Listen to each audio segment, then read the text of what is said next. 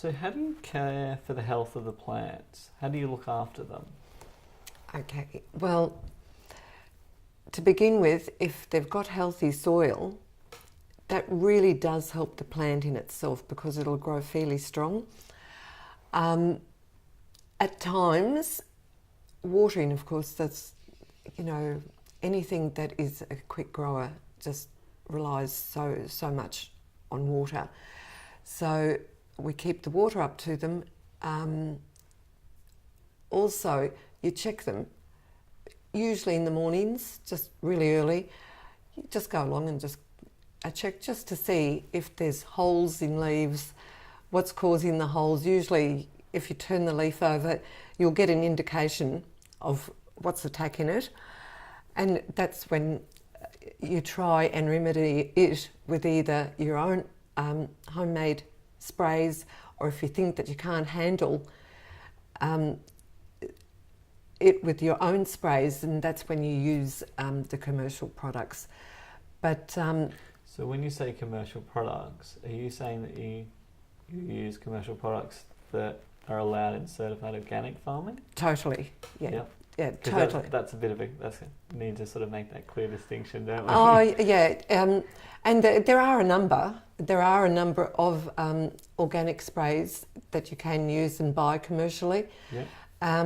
And they're the ones we wouldn't use anything else. And they're used very sparingly, I must say, because we've been, especially during the winter periods, you find that there's not really a prevalence of bugs. It's more in the summertime as the weather warms up that you find that it's a losing battle sometimes, and that's when the kale leaves will have bigger holes in them or things like that.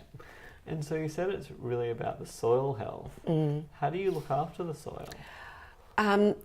Predominantly by giving it the nutrients it needs, making sure that the pH balance is right for what you're growing.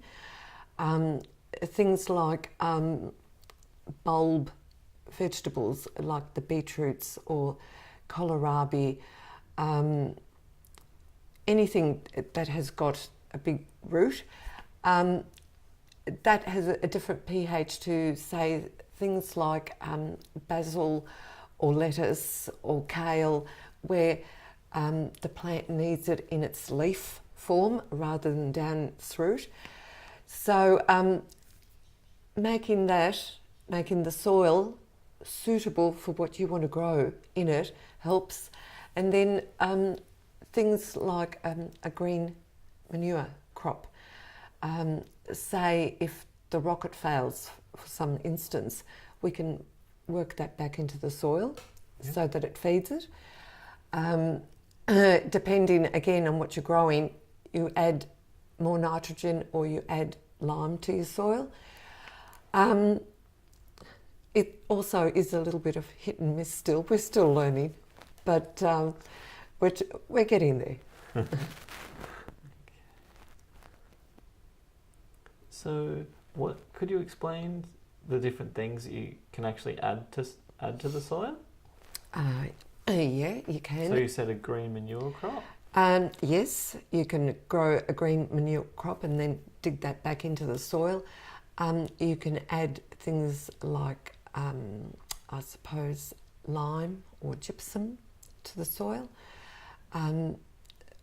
We always add our own compost, which is, having so many of them, we're able to let them settle so that they're ready to go into the soil and be turned over. So there's any number of ways that you can improve your soil. Sometimes we've been known to put a little bit of fine sand. Okay. Especially in the beginning when it was such thick, dark pug, that in order to break it up, we needed to put quite a bit of sand through the soil so as to make it that little bit more friable. Okay. And so how do you make your own compost? We have got lots, as you know, we've got lots of scraps, vegetable scraps. We've got chook manure. We've got lots of peel, lots of rind. With the amount of cooking and baking I do, because I do so much of the value-added products, beetroot skins, corn husks, eggshells, anything like that, all goes into the compost. And then Peter looks after that side of things, and he sort of layers it between shredded up paper, a little bit of straw, some soil, and then repeat the layers all over again. So it really does work, and it works well, and we get lots of free companions in the garden once the soil is dug out. And so I noticed that there was a few different inputs that you used that you get from outside your property. Could you tell me what those are? I didn't quite get the question. So I was talking about imports. Like I saw you have sugarcane mulch. Yep. So I saw that. So you use organic sugarcane mulch. That's actually collected. If you look around this region, that's sugarcane down there. Yeah. When the farmers harvest their cane, quite a lot of it is left on the ground. Yep. And with one of our farming neighbours who has his own sugarcane, we ask his permission, of course, and we go along and we get ute loads of all that cane that has been left just on the ground, because they're not going to pick that up. And we dry that off for quite a few months, and then we run over it with the lawnmower.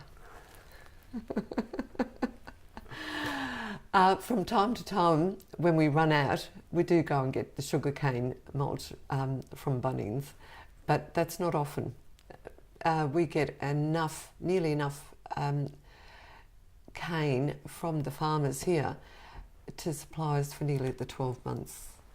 Okay, and is that the only input that you have to bring from outside the farm? Just about at this stage, yeah. Okay, cool. Have you ever used seaweed? Because I noticed that you're so close to the beach. We did initially. Yeah? Yeah, we did, as we did with a lot of things.